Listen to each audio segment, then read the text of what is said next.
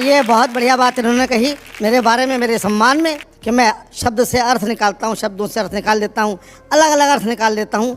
ऐसा करने की ज़रूरत पड़ती नहीं है। जब माइक पे खड़े होते हैं तो फिर हम ही सबसे बड़े होते हैं। खास तरह के कवि के पास में कॉन्फिडेंस के अलावा और कुछ नहीं होता है जी। उर्दू का एक शायर मरने के बाद में दोज़ख में गया। दोज़ख समझते ना आप लोग? जी, नर्क में गया। तो उर्दू का एक मज़हिया शायर मरने के बाद में दोज़ख में गया तो यमराज को लग रहा था कि ये घबरा जाएगा, यहाँ सीन देख के भयानक सीन होते हैं दोज़ख में तो। हाँ। लेकिन हास रस का वो शायर न घबराया, मज़हिया शायर, बल्कि जोर जोर से ठाके लगाने लगा। अच्छा। तो यमराज ने पूछा हंस क्यों रहा है? तो उसने कॉन्फिडेंस से कहा कि हमने किया गुनाह तो दोज़ख हमें मिली। हाँ। हमने किया गुनाह तो दोज़ख हमें मिली। दोज़ख का क्या गुनाह था दोज़ख को हम मिले? मैं बताता हूँ आपको, आज क्या ज़माना बदल गया। आज की एजुकेशन, आज के बच्चे कितने शार्प हैं।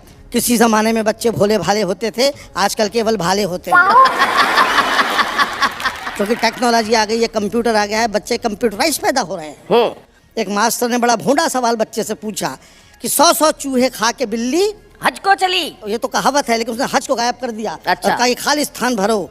100 चूहे खा के बिल्ली चली, बोलो। तो बच्चे ने जवाब दिया कि 100 चूहे खा के बिल्ली टेढ़ी मेढ़ी चली। तो मास्टर ने चांटा दिया, अबे हज को चलिए बोलना था। बोले साहब रहने दो, 100 चूहे खा के बिल्ली अपनी जगह से हिल नहीं सकती, हज को तो क्या जाएगी। और वो तो मास्टर साहब आपका सम्मान रखने के लिए मैंने थोड़ा बहुत चलवा भी दिया। बहुत अच्छे। एक और मास्टर ने बच्चे से पूछा कि बेटा बड़े होके क्या करोगे? बच्चा बोला शादी करूंगा। मास्टर बोला वो तो मैं समझ गया, मैं तो ये पूछ रहा हूँ कि क्या बनोगे? बोले दूल्हा बनूंगा। अरे बोले यार क्या हासिल करोगे वो बता? बोले दुल्हन हासिल करूंगा। एक और मास्टर ने बच्चे से पूछा बता बेटा माँ और बाप में क्या फर्क होता है? बच्चा बोला सर माँ कहने से मुंह खुल जाता है, बाप कहने से बंद हो जाता है। वाह वाह वाह वाह वाह। बच्चा कहना चाहता है कि माँ के सामने हिम्मत लौट आती है, बाप के सामने हवा बंद हो जाती है। क्या बात, वाह वाह वाह।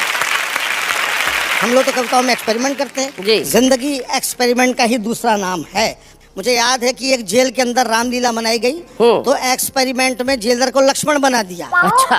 दूसरे दिन जेलर जो लक्ष्मण बना था सस्पेंड होके रो रहा था। किसी ने पूछा क्या हुआ? बोले जिस कैदी को हनुमान बनाया था वो बूटी लेके लौटा ही नहीं।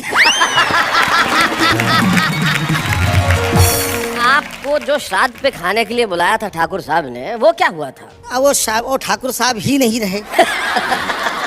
इन्होंने याद दिलाया है साहब, मैं भी ब्राह्मण हूँ, ग्वालियर में मेरी भी अच्छी रेपुटेशन है। अच्छा। श्राद्ध पक्ष में मैं काफी ओवर बुक हो जाता हूँ। एक ठाकुर साहब मेरे पड़ोस में रहते हैं, श्राद्ध पक्ष में आए, बोले चौबे जी मेरे पिताजी का श्राद्ध है, आपको खाना खाने आना है।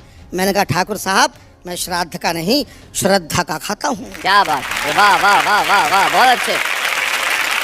समझा नहीं? बोले क्या मतलब? मैं कहा जब तेरे पिताजी जिंदा थे तब कभी क्यों नहीं बुलाया?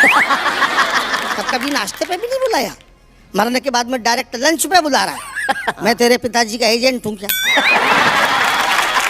मैंने कहा मैं तो नहीं आ रहा। तो ठाकुर बुरा मान गया, बोले नहीं आओगे तो अगले साल तुम्हारा ही मनेगा। इस बात से मैं टेंशन में आ गया। मैं उसके पिता के साथ में खाना खाने गया, पालती मार के बैठा, 3 घंटे तक नॉन स्टॉप खाया। अच्छा। ठाकुर भी मेरी क्षमता देख करके ऊब गया, बोला बीच में पानी तो पी लो। मैंने भी कह दिया बीच आने तो दे। ठाकुर ऐसा भागा फिर नहीं दिखा। इस देश में पेट की अनंत संभावनाएं हैं, पेट में कुछ भी कितना भी जा सकता है। मुझे याद है एक हाथी का ऑपरेशन हुआ, ऑपरेशन के बाद में डॉक्टर ने नर्स से पूछा अपने औजार तो गिन लिए, पूरे तो हैं? नर्स बोली डॉक्टर साहब औजार तो पूरे हैं मगर छोटे वाले डॉक्टर साहब नहीं दिख रहे। तो ये जो मेरा फूला हुआ पेट आप देख रहे हैं, ये खाने के मारे नहीं मस्ती के मारे फूला हुआ है। लोग समझते हैं बहुत ज़्यादा खाता हूँ, यकीन कीजिए मैं बहुत कम खाता हूँ। लोगों के गम खाता हूँ, हिंदुस्तान की हालत पर रहम खाता हूँ। आप मेरा भरोसा करें तो मैं आपकी कसम खाता हूँ। क्या बात, वाह वाह वाह वाह वाह। आज का ये एपिसोड चूँकि यात्राओं को लेकर के है, ज़िंदगी में तमाम यात्राएँ अलग अलग प्रकार की होती हैं। एक यात्रा मैं भी आपको एक यात्रा पे ले चलता हूँ, एक अनोखी यात्रा पे। ओहो। साइंस कहता है कि मरने के बाद में 2 घंटे बाद दिमाग कोलैप्स होता है, दिल तुरंत कोलैप्स होता है, इसलिए आदमी मर जाता है। जी। मेरे मरने के बाद में क्या हुआ, जो कुछ मैंने देखा वो फैंटेसी आप मेरी आंखों से, मेरी जबान से सुनिए। जी सर। हम अपनी शव यात्रा का आनंद ले रहे थे, लोग हमें ऊपर से कंधा और अंदर से गालियां दे रहे थे। एक धीरे से बोला, साला क्या भारी है।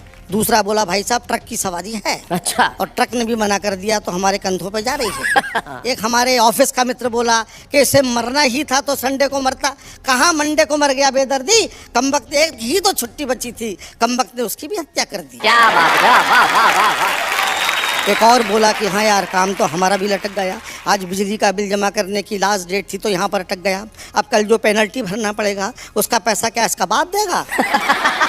एक नव विवाहित मित्र बोला कि तुम्हारा काम भी कोई काम था, हमारी तो सोचो, हमारा तो बीवी के साथ हनीमून का प्रोग्राम था। अब पहाड़ों और घाटियों का सुख छोड़ के धूप में खड़े हैं, जेब में एयर कंडीशन के 2 टिकट बेकार पड़े। क्या बात है, वाह वाह वाह वाह। एक मित्र जो वाकई दुखी हो रहा था, बेचारा फूट फूट के रो रहा था, उससे किसी ने पूछा, क्या तेरा मरने वाले से इतना प्रेम था जो उसके लिए थोक में आंसू बहा रहा है। वो बोला, मरने वाले को मारो गोली भाई साहब, हमको तो अपना 100 रुपए का नोट याद आ रहा है। अच्छा।